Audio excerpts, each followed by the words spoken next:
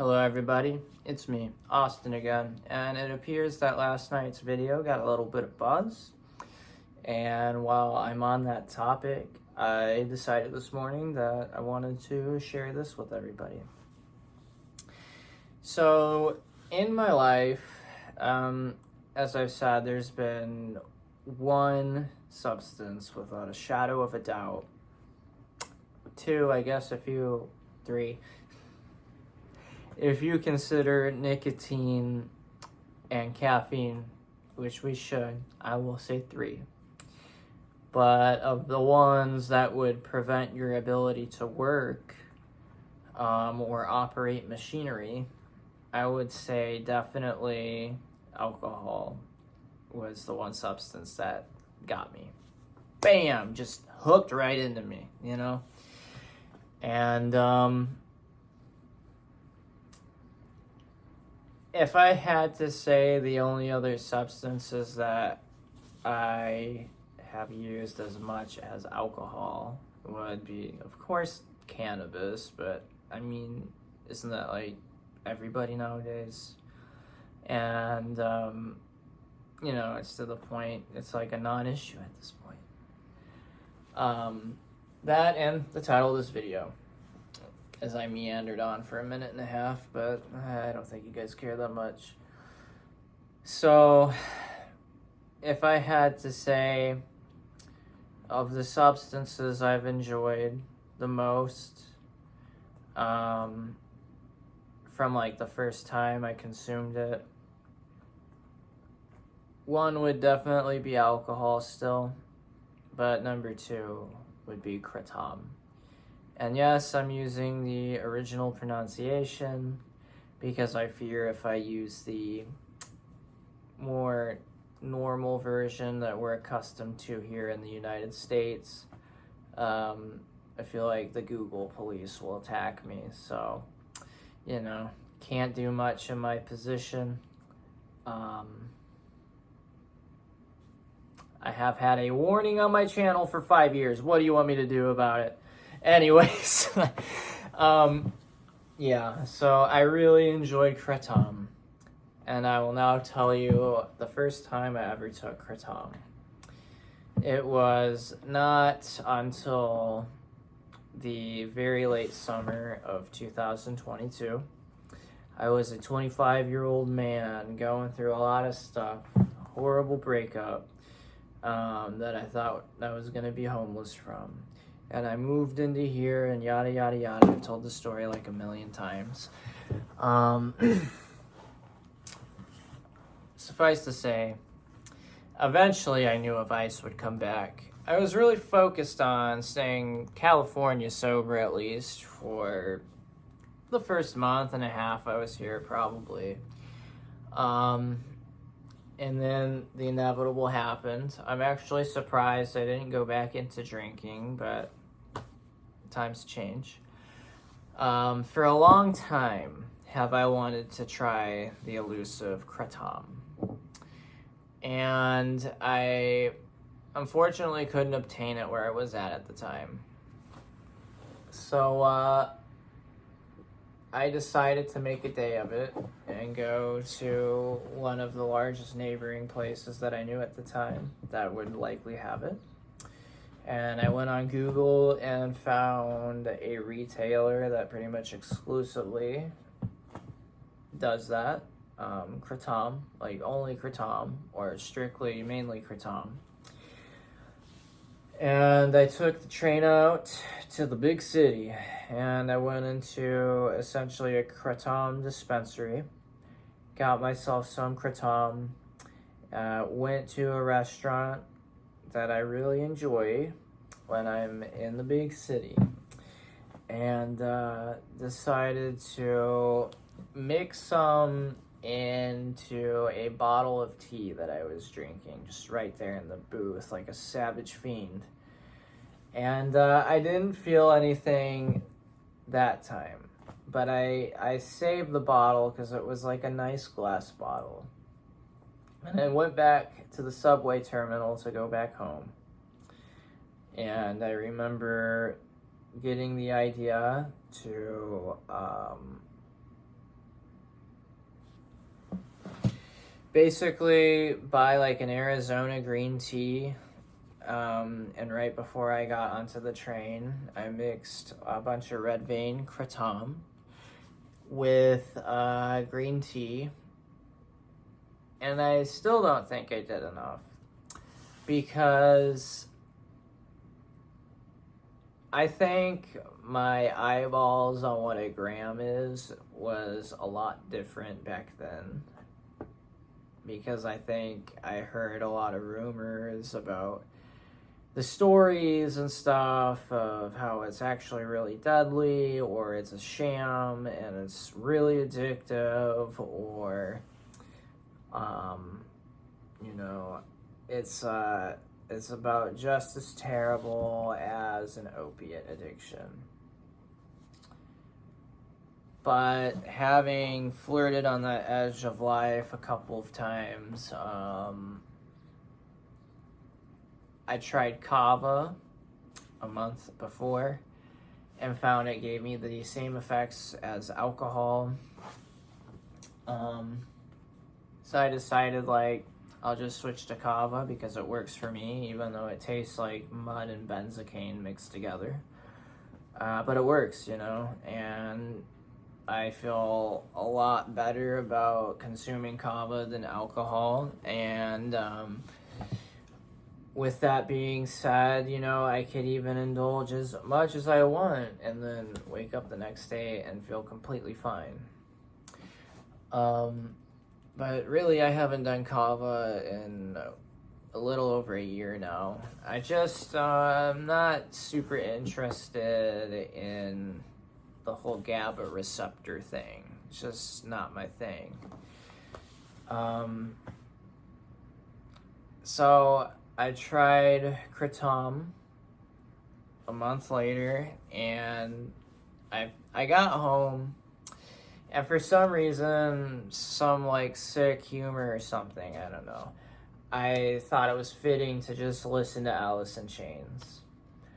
And I was tired of it not working, and damn it, I was gonna get my money's worth, so I ended up putting a bunch of, probably like a good 15 grams worth of Kr8om, got insanely messed up, began throwing up, not proud to say, but I had a bloody stool about 30 minutes later, and I read that happens when you are like going crazy with it.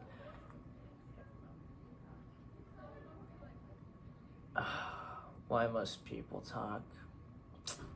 Damn.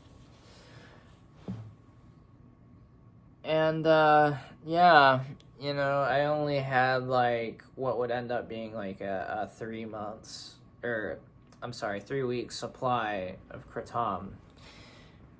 And man, it's awesome. Like, what can I say? It's all the benefits of what people get out of opiates, with none of the respiratory depression. Because the ones that do end up being autopsy results of being a cocktail of substances, which people should know better. But on that same token, all I can say is I loved it from the get-go, from the jump. It was an infatuation. I needed to know everything about Kr8om and Mitragena speciosa and all the other Mitragena genera plants. But I think ultimately it's been a positive introduction into my life. It doesn't seem to mess with me that much. I know a lot of people talk about like dependencies, and I'll say the first bout of Kr8om that I used, I did get addicted, I think. But I think I had the wrong mindset at the time. Obviously, I was trying to escape the circumstances of my life to the point where I'd be willing to do just about anything short of not being on this planet anymore. And I guess on a positive of that, at least it was Kr8om and not something worse. And yeah, I mean, it was amazing. And that time, and I've never had this again, but I think it's just because I'm responsible and don't drink like 20 grams of Kr8om a day. But I was effectively at the point where I was nodding off. And the hallucinations are just amazing, you know. Sorry, I just kicked my fucking potted plant over. But you can't really think of the hallucinations in a way that you could think of like psychedelic hallucinations. Don't think of like geometry and stuff. And don't think of like seeing things like you're on a delirium. Think of them more as like the most vivid lucid dreams that you've ever had in your life. It's either that or like the most cleanest, crystal clear, perfect recollections of memories. And, you know, obviously we all know Kr8om is considered an atypical opiate. So, it basically gives you all of the emotional stuff that comes with the effects of opiates, which is basically that really intense feeling of being content, kind of like that warm, fuzzy feeling, or like you're bundled up in your bed on like a really cold, rainy day type of vibe. That sort of feeling. And yeah, other than that, you feel weightless, but I feel like that gives like the wrong impression. It's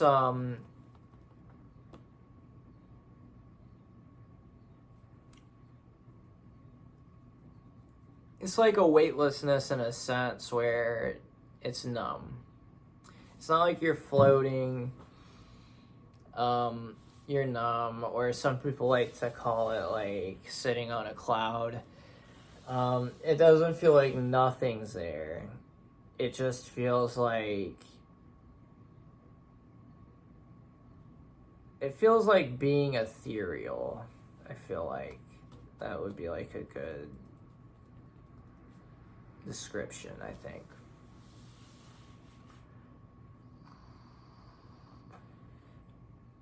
And you know, other than that, I ran through all that Kr8om. I ran through all that Kr8om. And then what ended up happening was, I think it was like extra emotional for a few days. And then everything seemed to settle down. There's a fly in my house. I never really get the withdrawal symptoms. Like, I seem to have a schedule that works. Like, I drink maybe up to 7 grams of Kr8om about 5:30 in the morning start, and stop after about 11 or 3. 2. And it's pretty chill. It doesn't really affect me at all. I pretty much use it in a traditional way as like a labor aid. because I work a very strenuous job, you know. I run an assembly line and I run a crew of 7 people. You know, it gets tough and it gets stressful sometimes, but everybody seems to say I do a pretty great job there and works for me. But yeah, it's just, I don't really have urges to like take a bunch of Kr8om. Like, it's pretty much something I associate with working at this point. I never take it on the weekends, and I never take it. Basically, my consumption starts Monday at 6, ends at Friday 2. Don't do anything on the weekend and don't do anything at night. So it's never really seemed to bother me that much, except for the first time. I would say it's definitely has a potential to be habit forming. It just feels too good, you know.